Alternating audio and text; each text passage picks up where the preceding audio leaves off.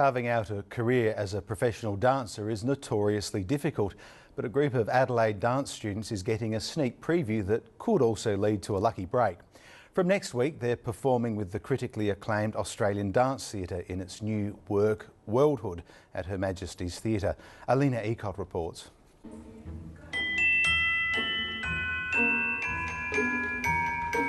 I do tap, jazz, ballet and a solo contemporary. I like performing because it's not that scary and it's actually quite fun.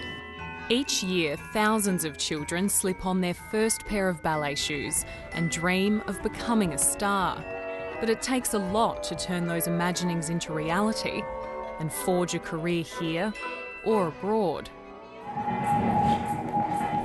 It takes time, skill and often a bit of luck.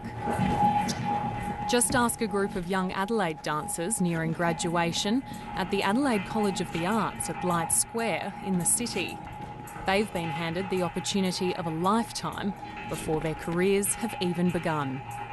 Excited and nervous because we're going to be on stage with, one of the best dance companies in Australia, if not the world. So it matches sort of the rectilineal planes that Tom's drawing. Under the watchful eye of artistic director Gary Stewart, they'll soon be performing with world-renowned contemporary dance company ADT. ADT are the best contemporary dance company in Australia, certainly in my opinion, and acclaimed.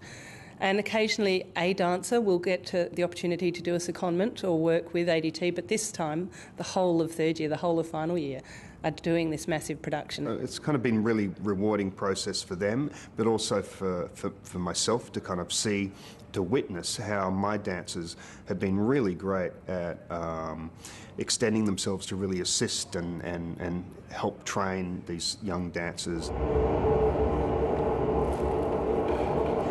10 third-year students have been rehearsing with 8 ADT dancers since last year, giving the company a bigger stage presence for this production and students the chance to learn from dancing professionals. And they've given some time aside for us to ask questions sometimes and, ask them their pathway of how they got to be in ADT. Go up and then just push. Kimball Wong and Kylie Nadine Williams typify the lengths many dancers must travel to further their careers. Both joined ADT after having established careers in the United Kingdom. It's been really unique. It's ADT is unlike any other dance company that I've ever worked for. There's a lot of different influences from all over. But it is a tough industry.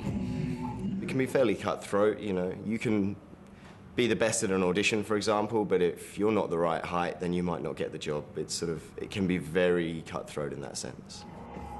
I mean, out of the thousands of kids that take up dance every year, how many of them get into a course like this? Then out of them, how many make it through the end of third year? And out of them, how many get a job? I mean, it is highly competitive. These dancing mentors say the students have made the most of their opportunity to absorb all they can before attempting to break into their working world.